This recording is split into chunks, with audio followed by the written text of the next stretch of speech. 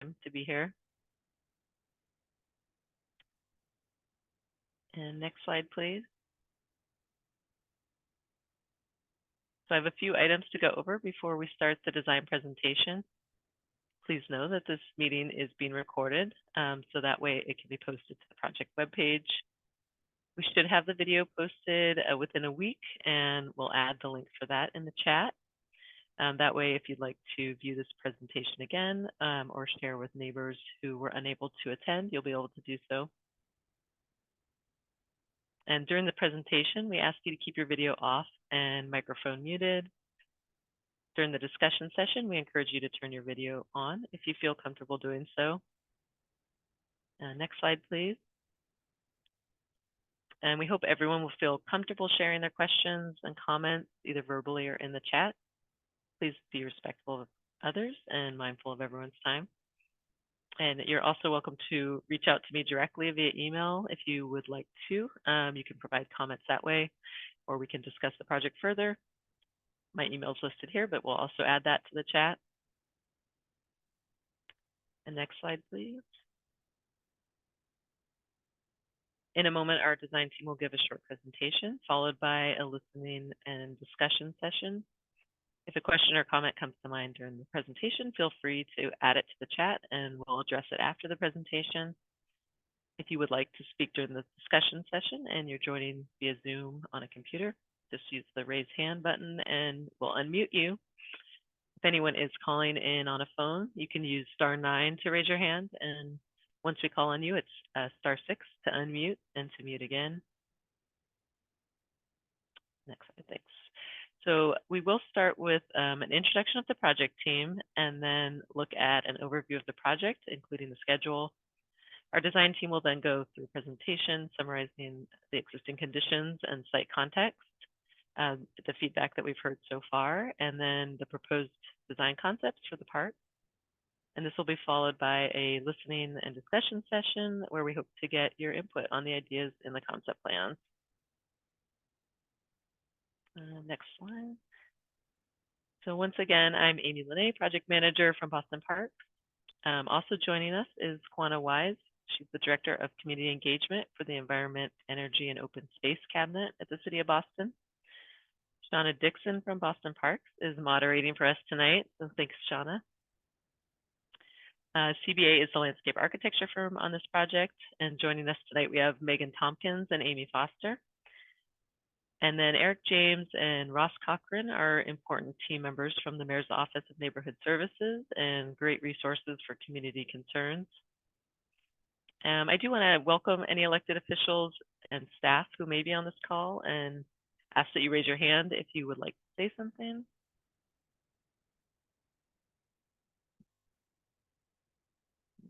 Probably that's a no. Okay. Go ahead to the next slide. So this is an overview of our approach to public park design, which includes community input, such as this meeting tonight, safety guidelines and regulatory guidelines, such as ADA, the City of Boston priorities, and the Parks and Recreation goals. Next slide.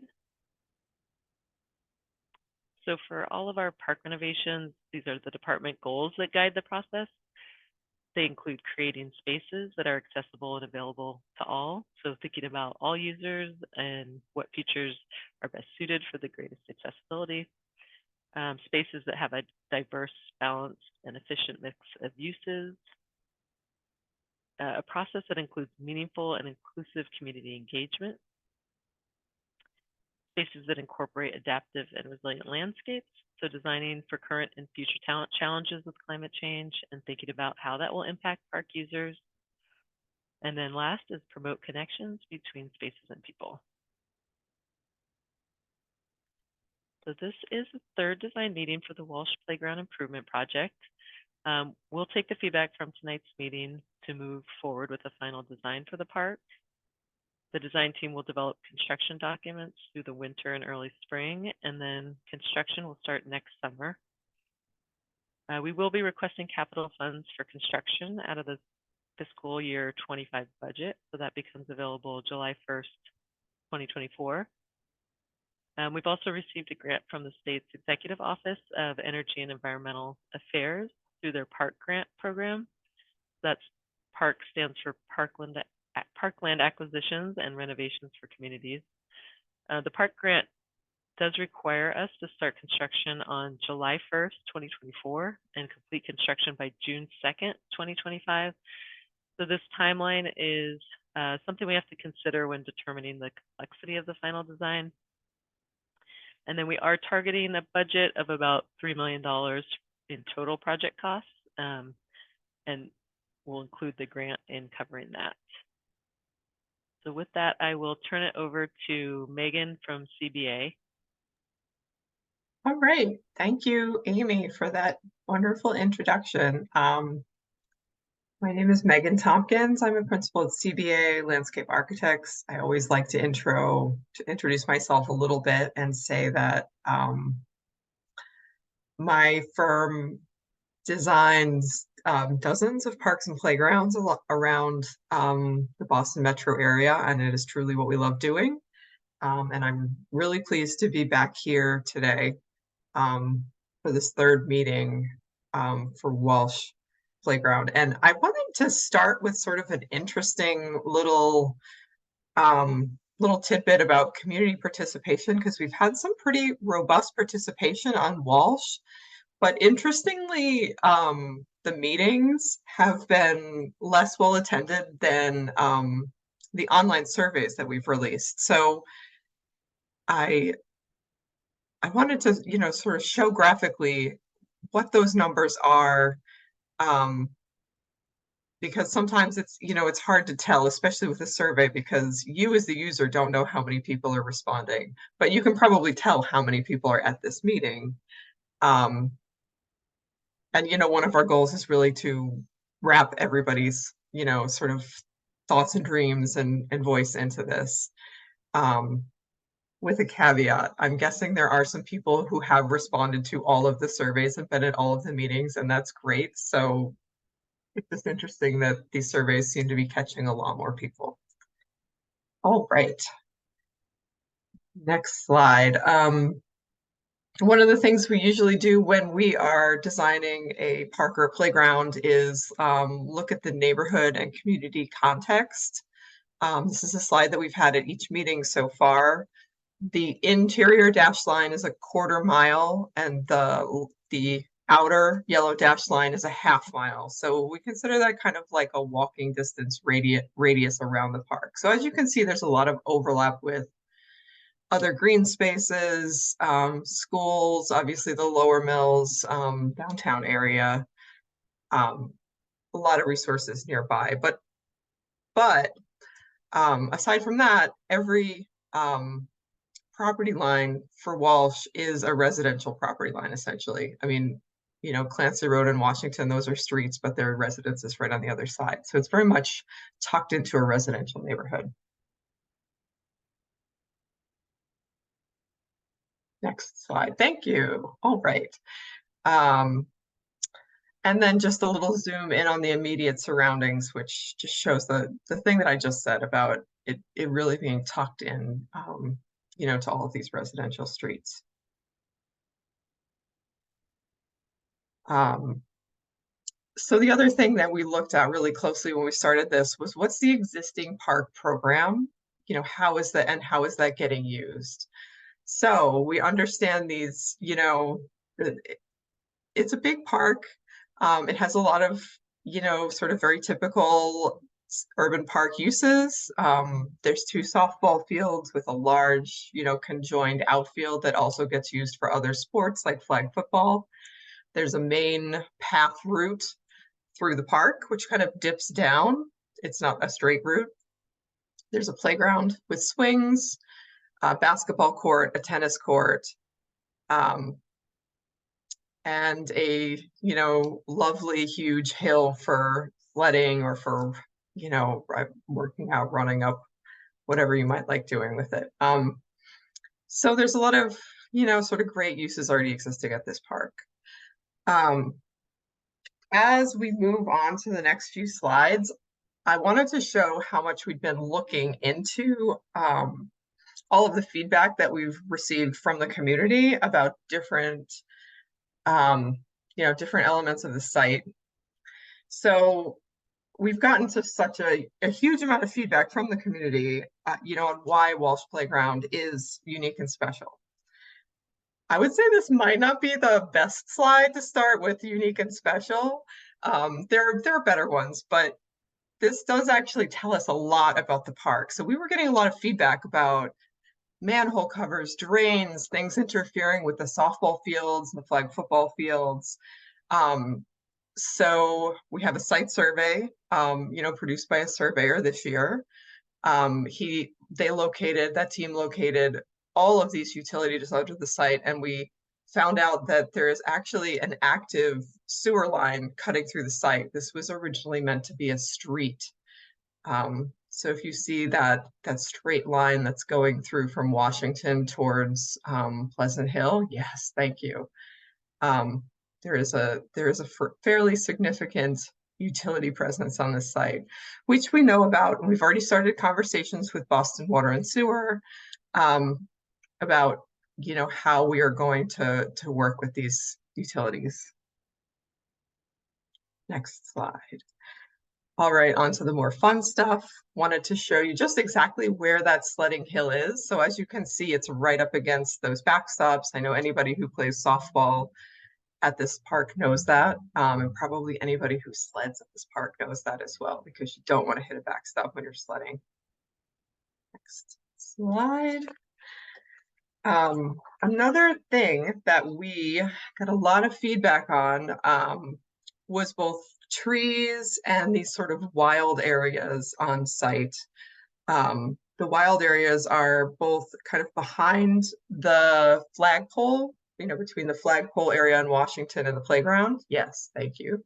And to the left, yes, over towards Pleasant Hill, behind the courts.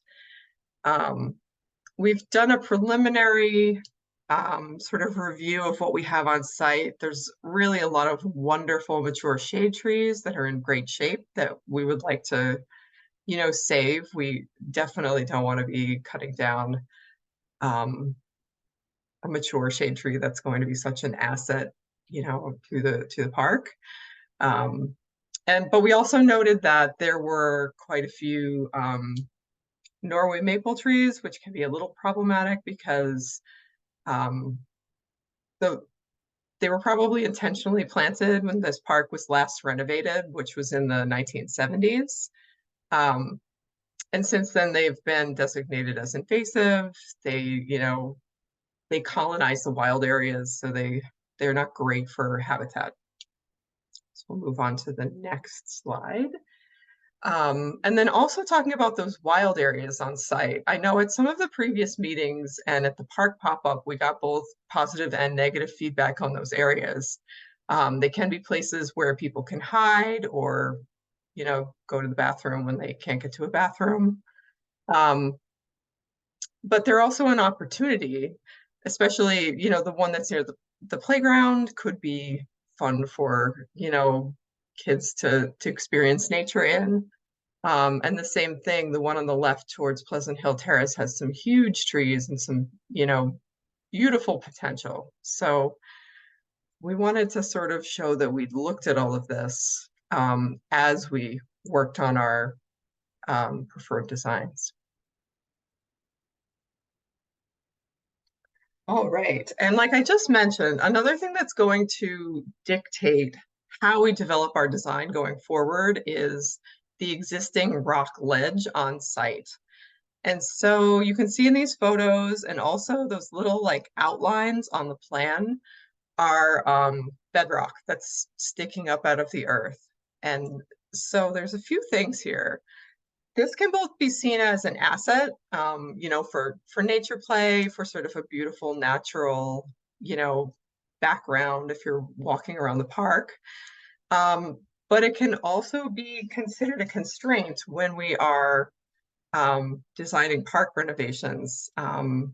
It's really difficult to remove rock ledge. You really don't want to do that. So if we can design our park in a way that we don't need to do this, that has become a goal for sure. All right. And so at this point, I'm going to move on to talk about some of the survey results from survey 2, which was out in November. And we'll start with the playground feedback because that's, probably the most fun. But we got some, really great winners here. I think there were votes for everything. But like I've mentioned a few times already, nature play is something that came up a bunch of times. Swings are always a classic. And then I would say a climbing structure or a rope climber are both, they're pretty similar, but they could both be incorporated into this sort of final playground design. All right, let's move on to the next one. Some of the other, oh, I'm sorry. I have a cat.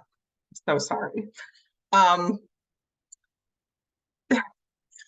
so some of the other questions on this survey were more specific about, sort of trying to dig into other feedback that we'd received about the core programs, dogs, playgrounds, things like that. So one of the questions was about fencing, whether the playground should have a fence.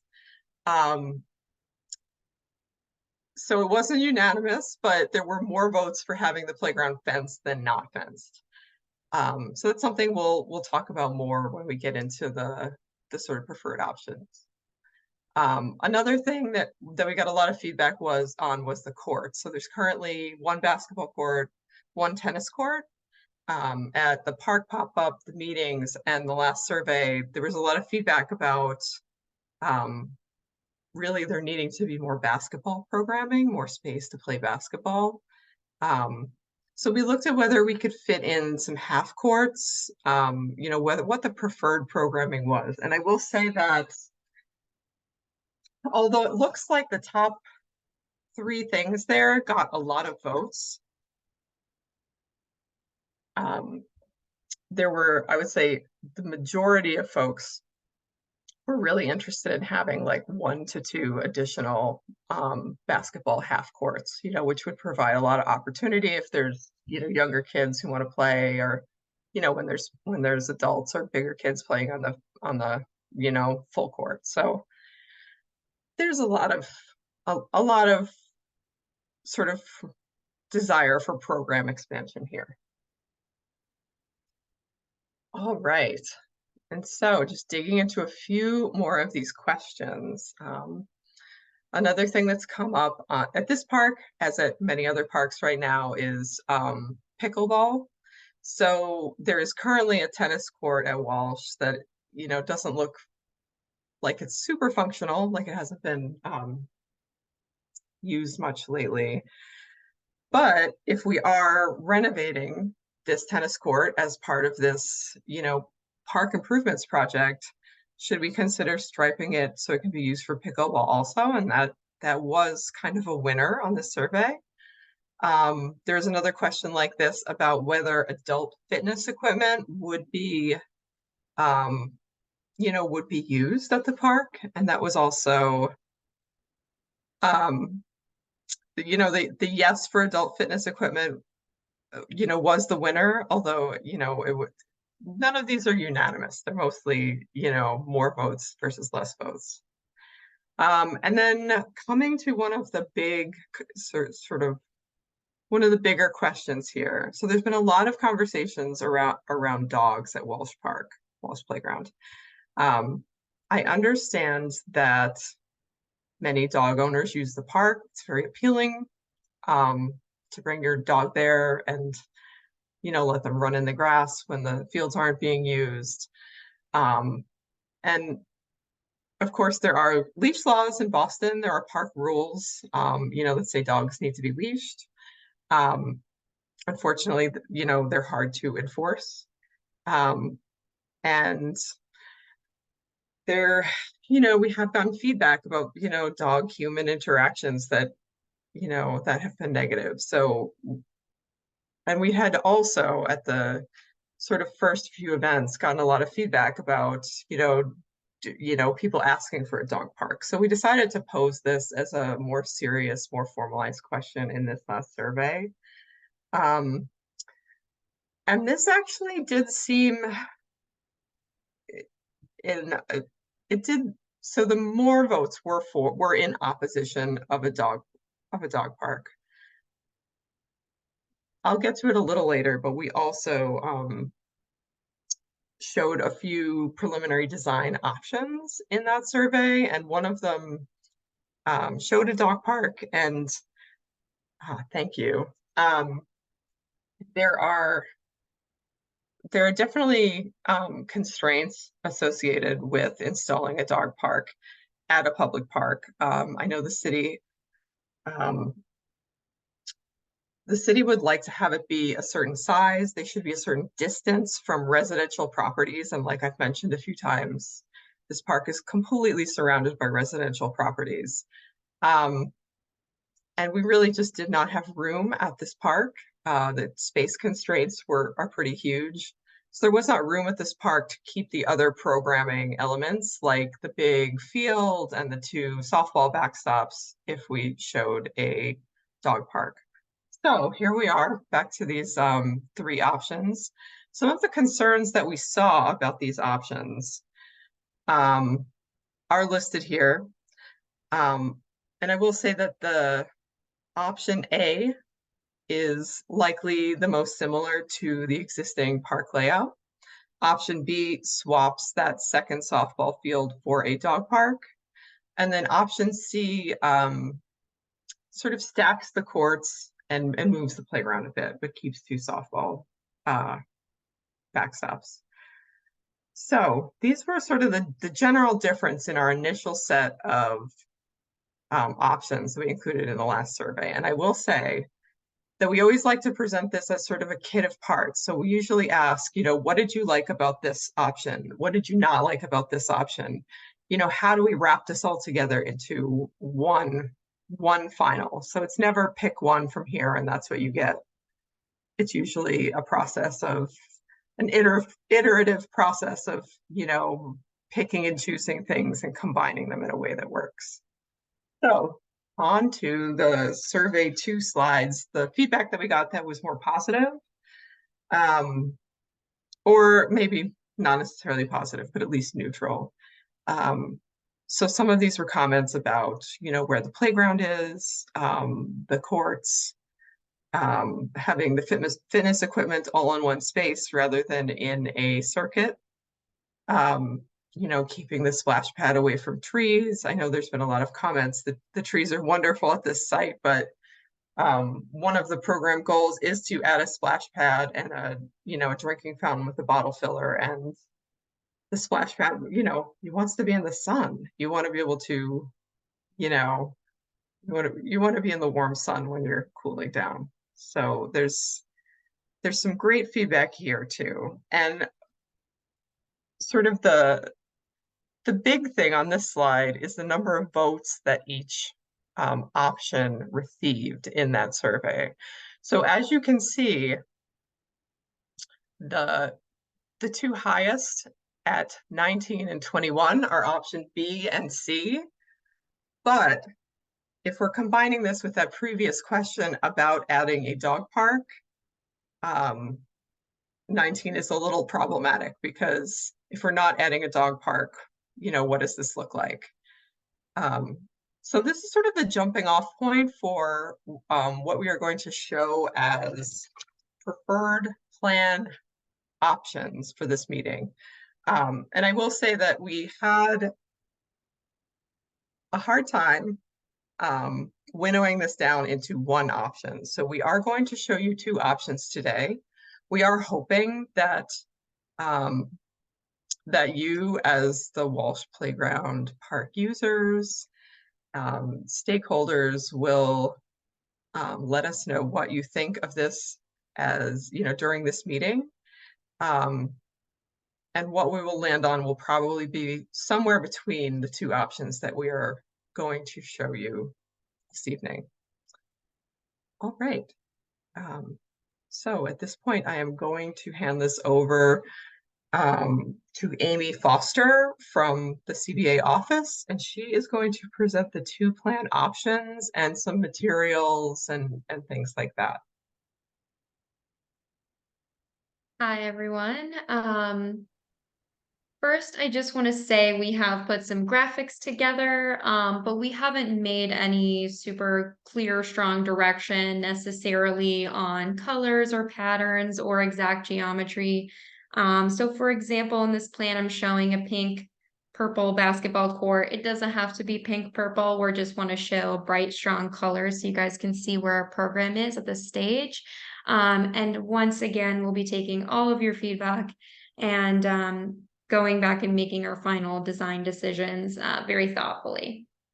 So here we have option 1, and we have landed on 2 softball fields. This is based on some community feedback. We know there's some mixed input on thinking that 2 fields is excessive. We know there's some input on thinking 2 fields is valuable. And ultimately, we think that this 2 softball fields is going to be a valuable program in the network of the Boston city parks, and we're including 2 fields. We are going to be redoing the pedestrian paving throughout the park, including a walking loop around the multi-use field while leaving the sledding hill open and taking the softball field backstop out of the way of this sledding hill. We're going to be redoing the entry gates at the 2 main entrances on Washington Street and Pleasant Hill Terrace, as well as adding a paved and accessible entrance from Clancy Road, where there is currently a more informal fence opening. And then I believe there's another informal fence opening at the top of this hill on Clancy Road. And we will probably leave that in place without formalizing it as an entrance, but could potentially be used as a shortcut for those who wish.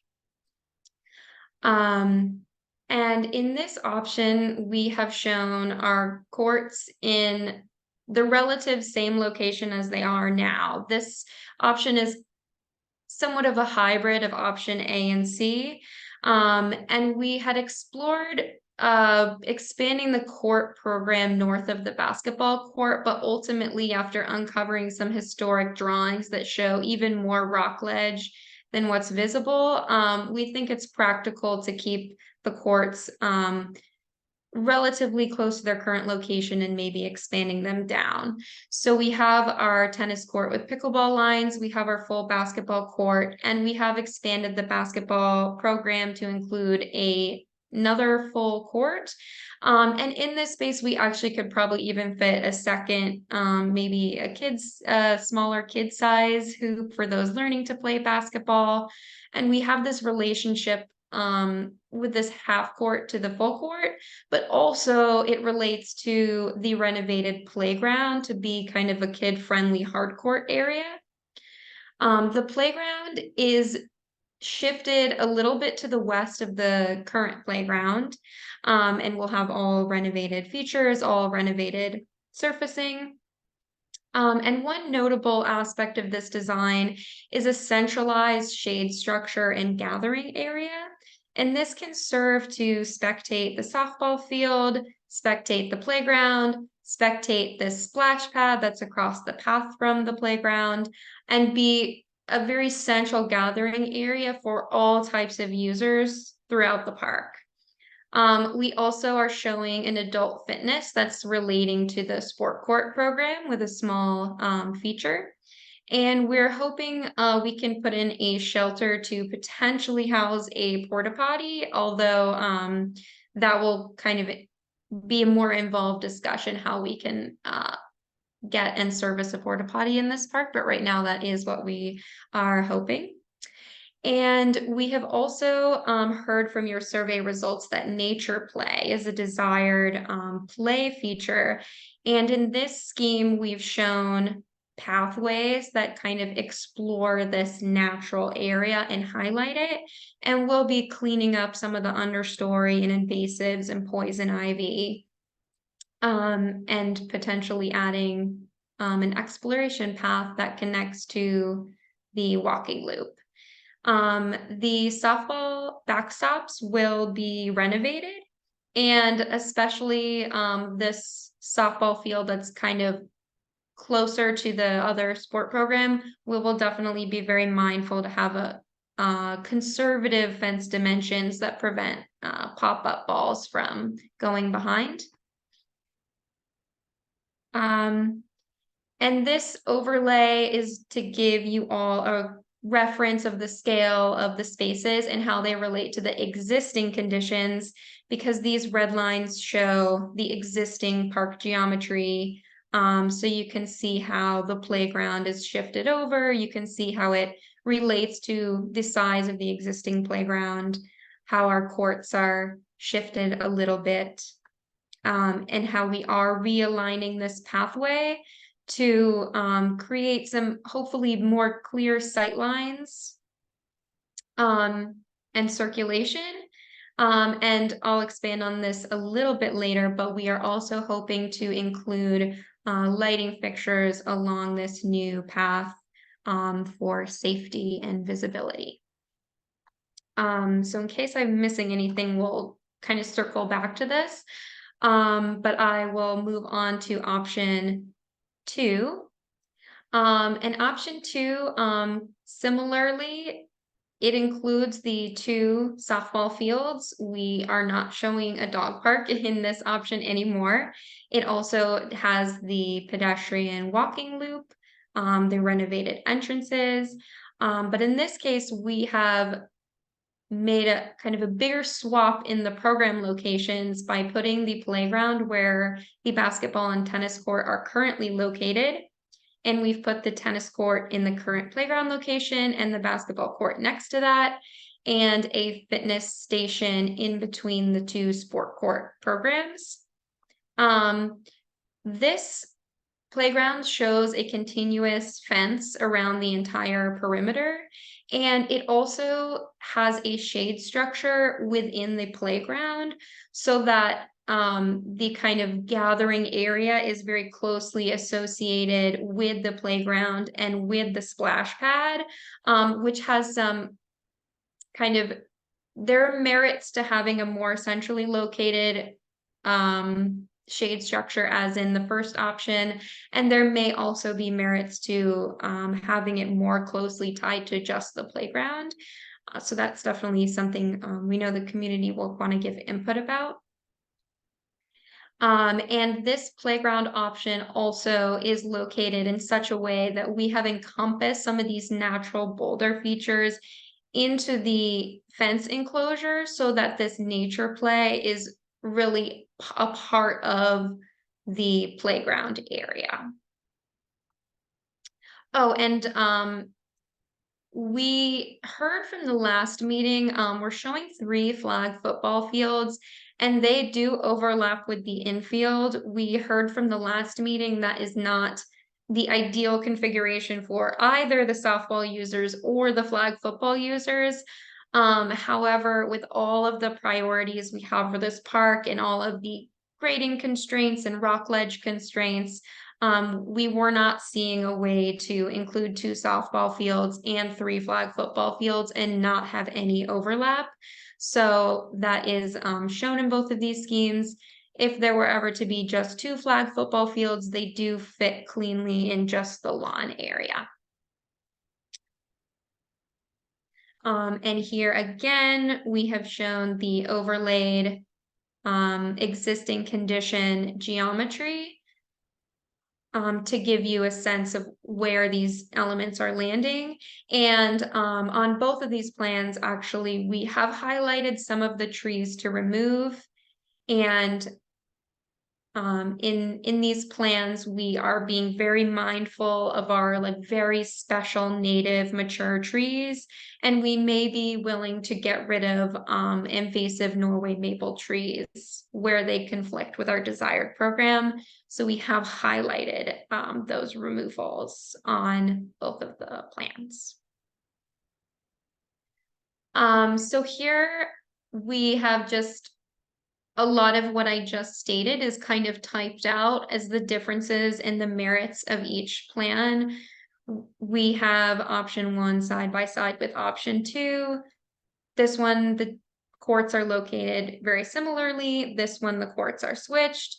In this option, the half basketball court is kind of across the way from the full basketball court and closely connected to the playground, whereas this option shows the half basketball court more continuous with the full basketball court in case that was more of a community priority, and so on. So these, I think, will be all posted online. I think I covered most of these points in my description.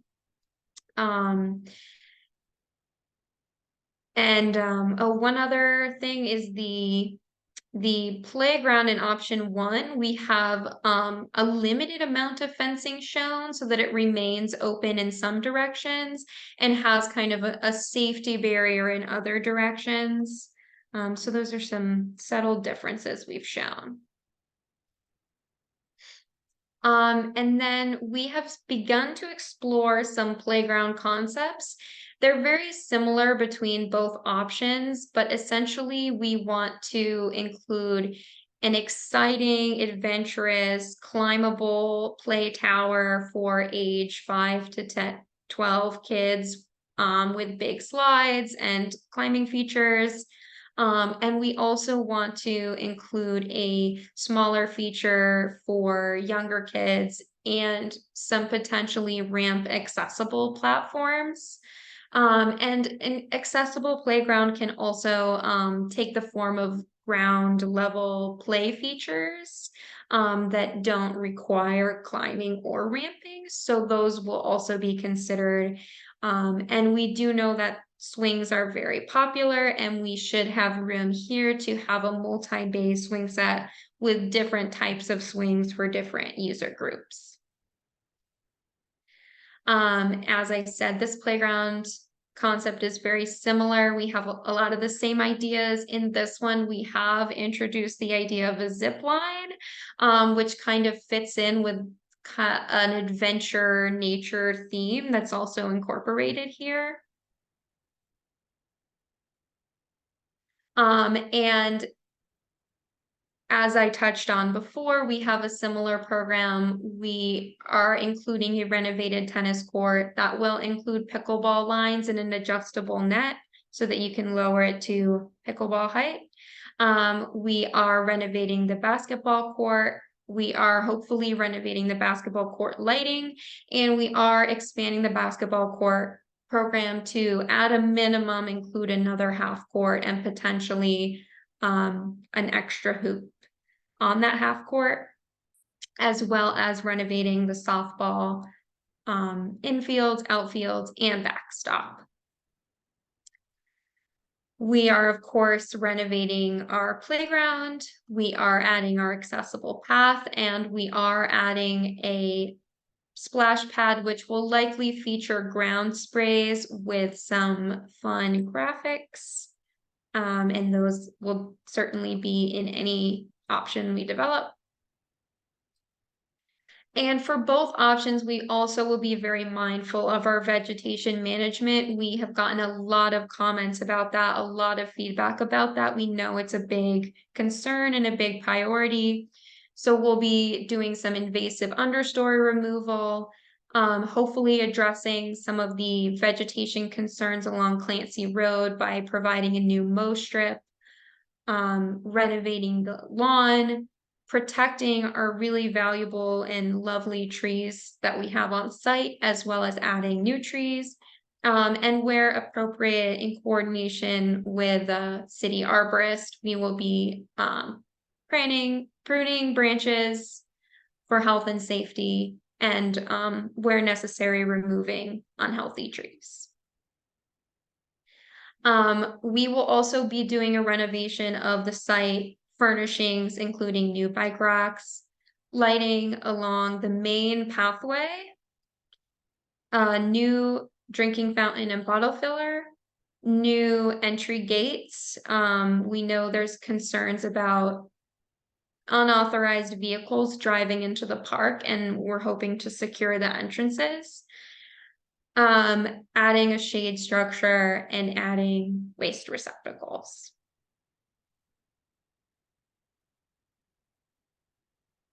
So I think I will turn back over to Megan to talk about the funding priorities.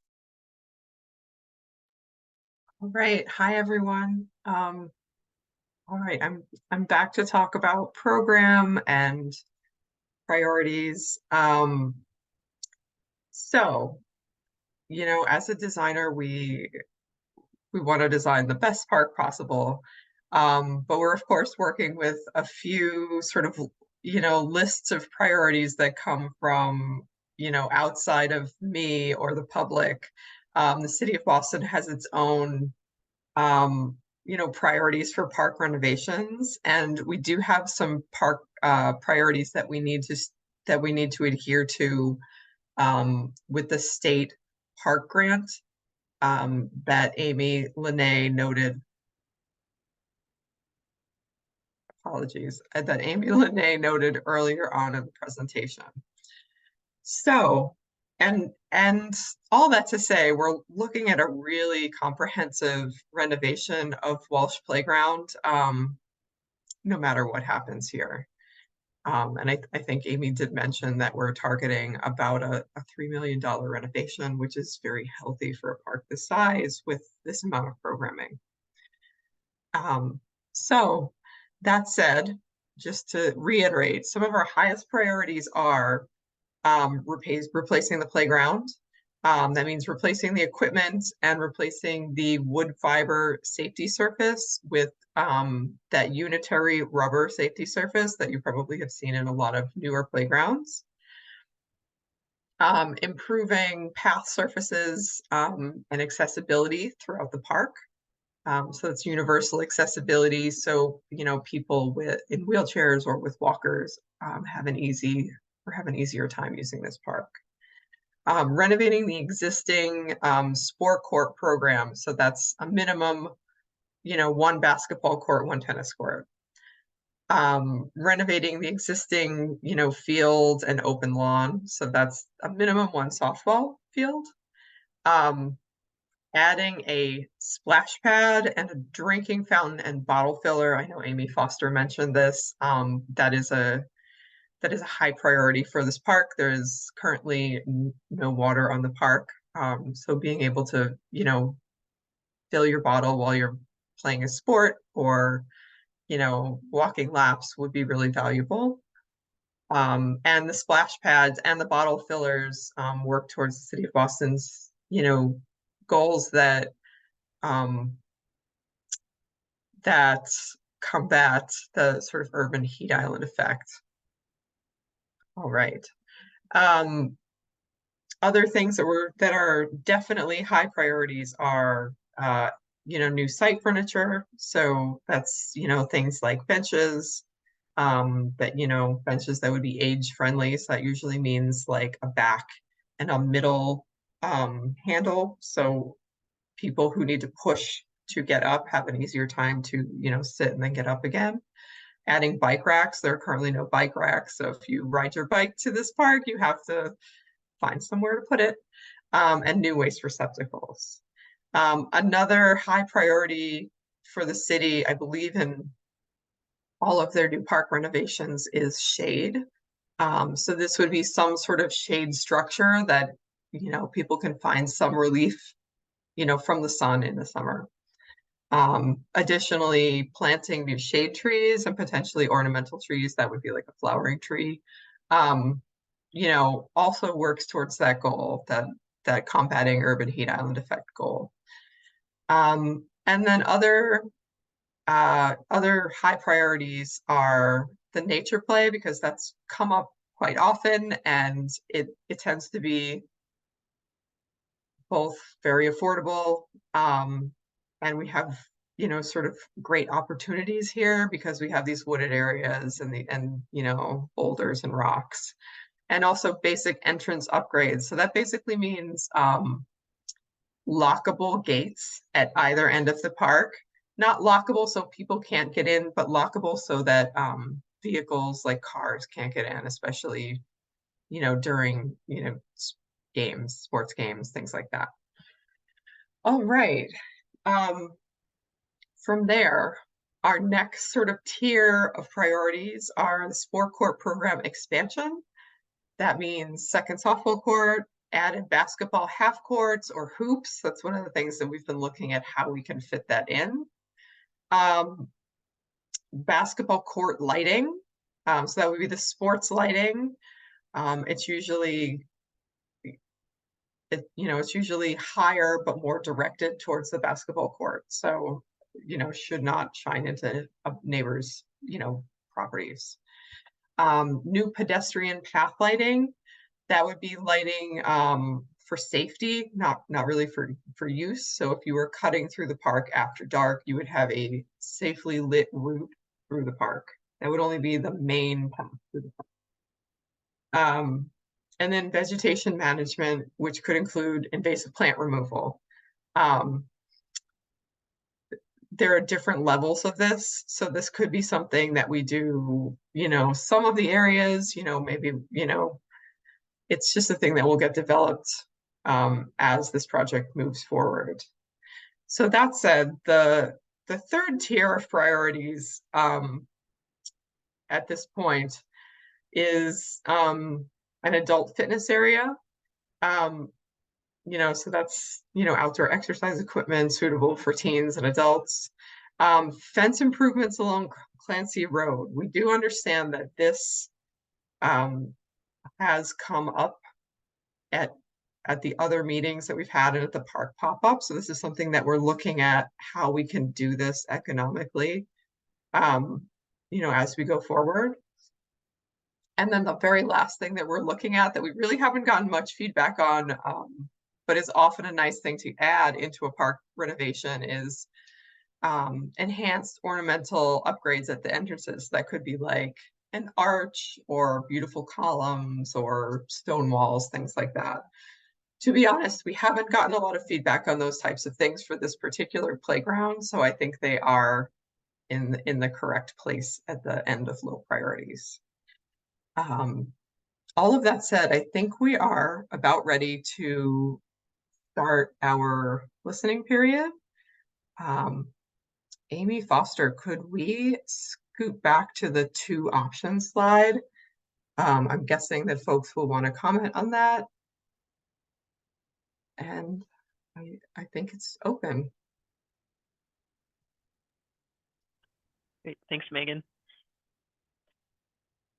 So we'd love to hear from anyone that has comments, or feel free to enter comments into the chat if you feel more comfortable doing it that way. We would love to get some feedback on the 2 options. Certainly if there's things about either one that you like or dislike, we'd love to hear those.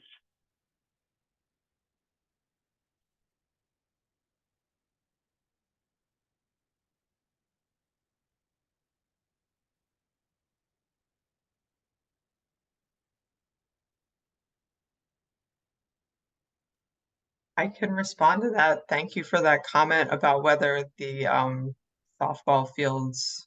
So the question, the first one was, will home plate areas be regraded? That's where the water pools. What is the distance from home plate to the pavement in left field? Okay, we'll look at that one, but I will answer the first one, and the entire field area will be regraded. The lawn will be improved, the grading will all be corrected. And the storm drain manhole covers is another thing that we have been talking internally with the Parks Department and with Boston Water and Sewer about. I think that some are probably defunct and can be removed at the surface, and some can be covered with lawn. So that's not a promise that everything will be perfect, but it's looking very promising that the covers can be corrected.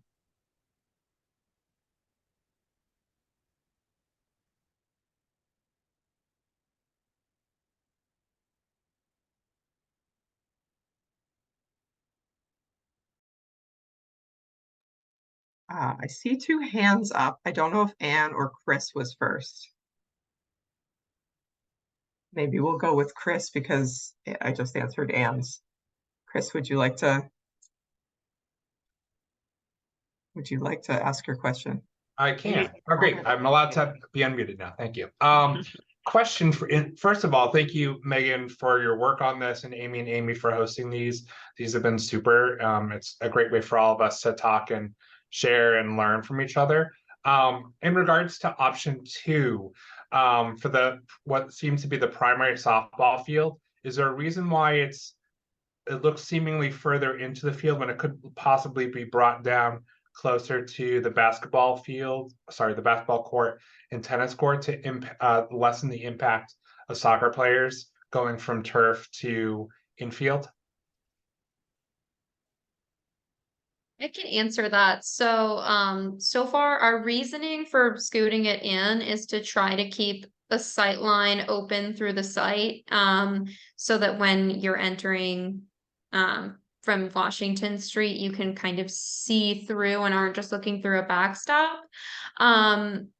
But I think it's definitely good to know that that's something people would like to see that expanded a little bit more, and we can finesse that dimension.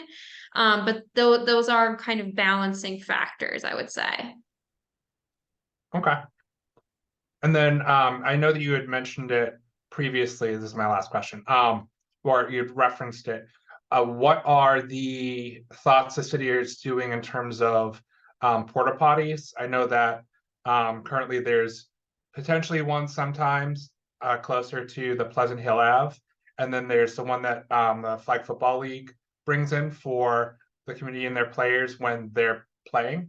But is there a thought of having more so that it's not another organization's responsibility to cover it? I can answer that question. So I did have a discussion about that with our department, and there was some, I guess you'd say, resistance to parks supplying the porta potties, and I think that's because of the cost. And at other parks, we've had them, torched, and then it's the cost of replacing them, sadly. So, which I think is why they're often locked, and for even the leagues that supply them, they're told to keep them locked when they're not in use. So it's a little bit unfortunate, because I know that was something that could really benefit people using the park. I think at the very least we were thinking having the shelter where they're sort of a designated area, and we can certainly talk about where that makes most sense to locate it. At least that gives it a little bit of security in terms of, it's not probably going to get tipped over. It has like a set spot that's somewhat protected. But I think unfortunately I didn't realize this in the last meeting and learned subsequently there's not maybe a lot of opportunity for parks to provide it. So that's an unfortunate thing that we're kind of up against.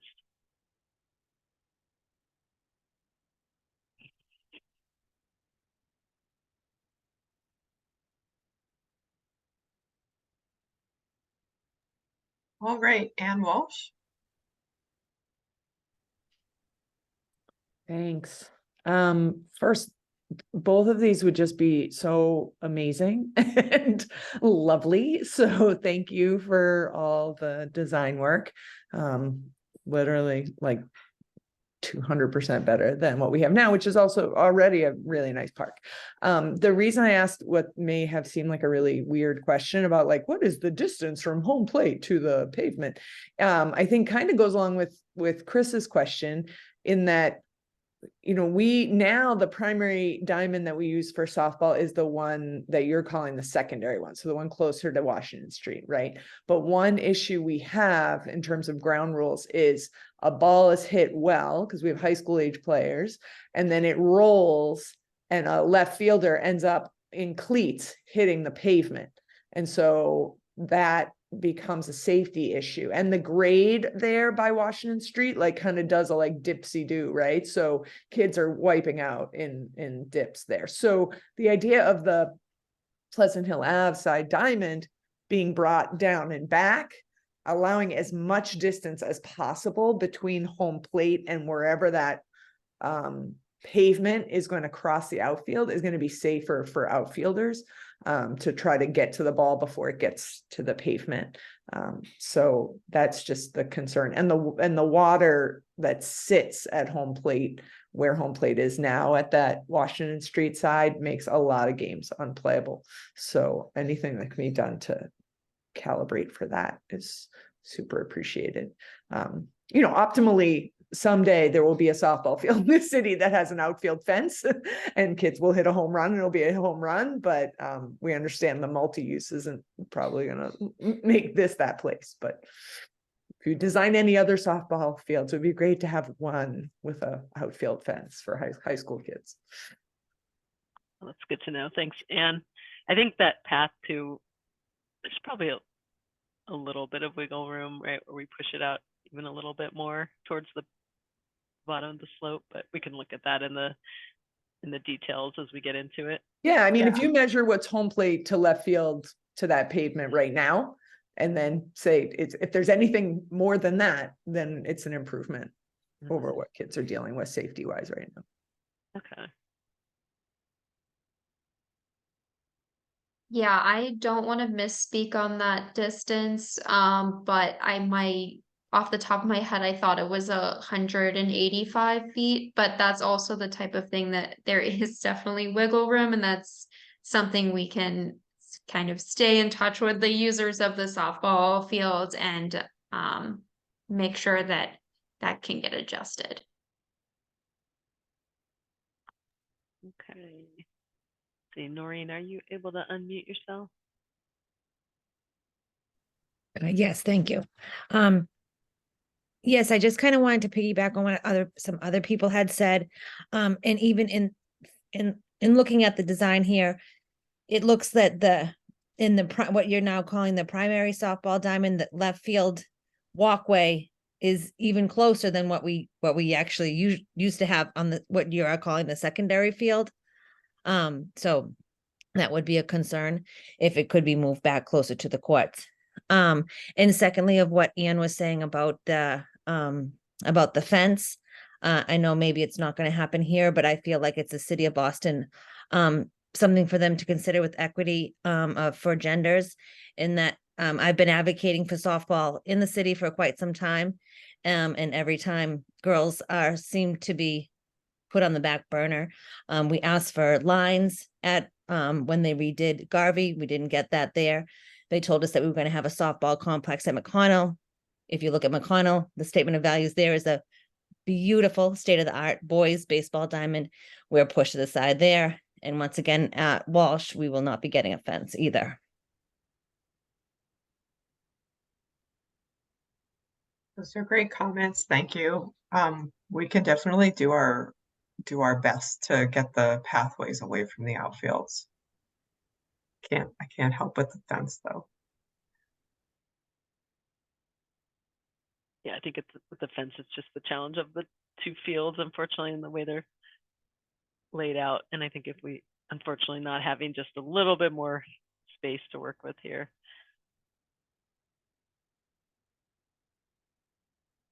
Thanks, Noreen. Appreciate that.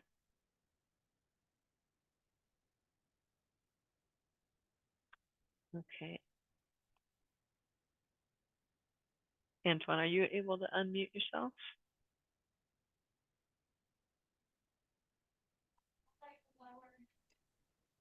Can you hear me okay? Yeah. Great. Thank you so much for all the hard work on this. The designs both look really good, and you can tell that they're a lot of thought went into it. I had two questions. The first was in the list of priorities, and I think three of those things were basically essential, right? Like the lighting, the safety pieces. I think one of them was to repair the lighting at the basketball court. I just wanted to present that I think that that's a requirement. I don't think that's a medium thing. It almost sends a message that, that comes second to some of the organized sports that are happening. And I think that's a bad message to send to the community. That's more than a sort of play in the evening thing, which I think would be really good for the young people to have in the neighborhood. It's something that I think if you're going to design it so that there's a walkway and people are going to use that walkway in the evening and be able to see front to back, it's almost a requirement in my mind. So I wanted to offer that thought. And the second was, oh, I'm sorry, go ahead. Oh, no, I agree. I think that's an important item, so. Okay. And the second piece was, I think we're calling it, what are you guys calling it? The area on the Washington Street where the ledge rock is, exploratory areas for things like that. So if you've seen it and you've had it surveyed already, I'm presuming you've done that part of the park already. There's a very steep incline there. It's almost dangerous a bit to be exploratory for some of the young people and the way that it's set up. So is there thought to, it's ledge, it's hard to remove, it's expensive to move. I get all that. But if that were possible, could that area then be used to accommodate some of these other features and maybe redesigning it if it were possible to remove some of this ledge so that opposed to being exploratory area, it could be some area that could be designed into some function and maybe move some things around, including the layout of some of the field?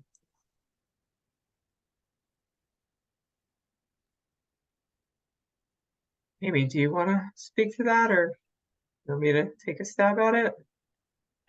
Yeah, Megan, why don't you go ahead and I can. Sure. So that's a really good observation about that, because I think that the real advantage to that space, that ledge area along Washington, is that it's also so visible. It's right at the entrance. It's you see it right as you come in, you see it as you walk or drive by. I do think that, because I think there's a couple things going on here. I think the space is not as large as sort of the other spaces, the other, sort of flat-ish spaces we have on the site. So, it might be a little more crunch to try to fit a playground in that space. I also will say that removing ledge, it does get quite expensive. I think we're already sort of talking about what parts of this program are the lowest priorities. And my instinct is that adding something that, that adds a lot of cost is going to mean that we lose other things. And that might be a consequence of trying to move part of the program where the ledge is. And I think we may run into schedule issues with the grant, but I will let Amy Lene talk about that. Yeah, I mean, I think that's essentially what I would say on the cost side. I think is just challenging as we're sort of balancing the different priorities. It would just mean that we might be making space for something, but then unable to do something elsewhere. I think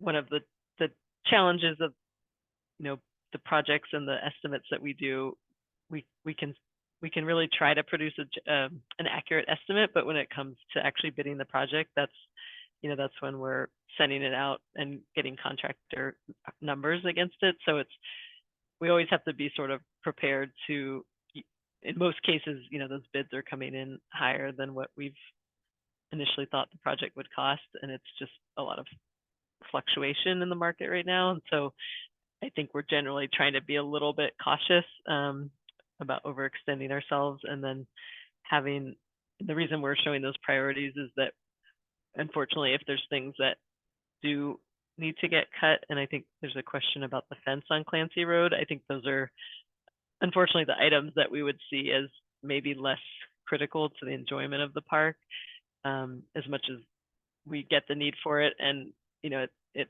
it would make that side of the street of that side of the park a lot nicer. So that's sort of why we're showing those priorities. And maybe I'm kind of getting off track, but I think it's all sort of a cost consideration as we're hearing for next year that there's a lot of capital projects going on at the city, and we may be up against some belt tightening on the parks budget side. So we're just trying to sort of brace ourselves for that, I guess, and think about things sort of realistically and what we can do.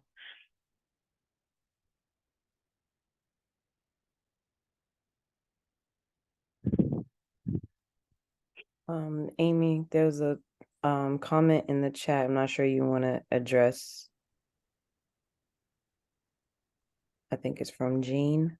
From Jane. Okay. I'll leave it dilapidated fence. Yeah. I absolutely agree. I mean, I think if I had my way, I would certainly be doing a lot more on the perimeter fence, but I think it's just something that, as the priority list goes, you know, would we say, well, we do the fence, but we're not doing the playground, or we're not doing one of the other programming items. So I absolutely get what you're saying, and don't disagree. It's I think it's just a little bit of a balancing act, and you know, our hope is that we put this out to bid and that we you know, can get what we want done in the project, but it's really a matter of how that costs come back. So yeah, I know that's not the answer maybe you want to hear, but I certainly understand the frustration and the desire for that to be improved. It's absolutely something I would want to do as well.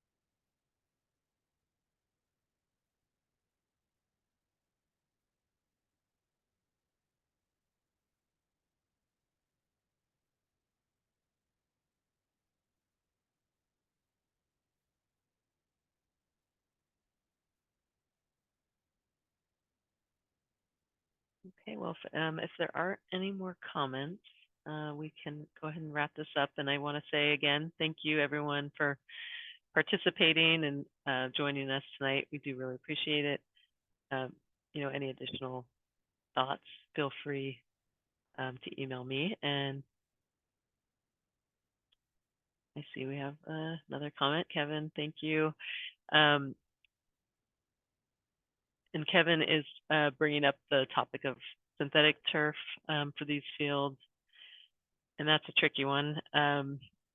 We have been told that existing natural turf fields will not be changed to synthetic turf for environmental reasons. So in this case, we are keeping it as natural turf. I think there's obviously pros and cons to each, so we're keeping that, but we are making some improvements, I think, to the drainage. The soil profile will be upgraded. So we expect to have a better field in the end, even if it's still natural turf.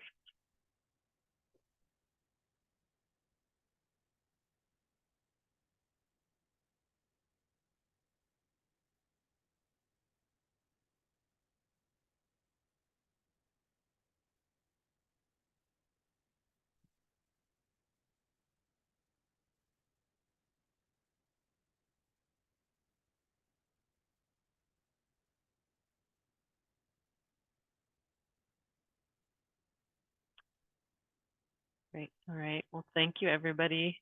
Really appreciate you, and hope we'll connect again soon. We'll certainly keep you posted on the progress of the project. And it's great to hear from you all, and please send in any other thoughts you have, and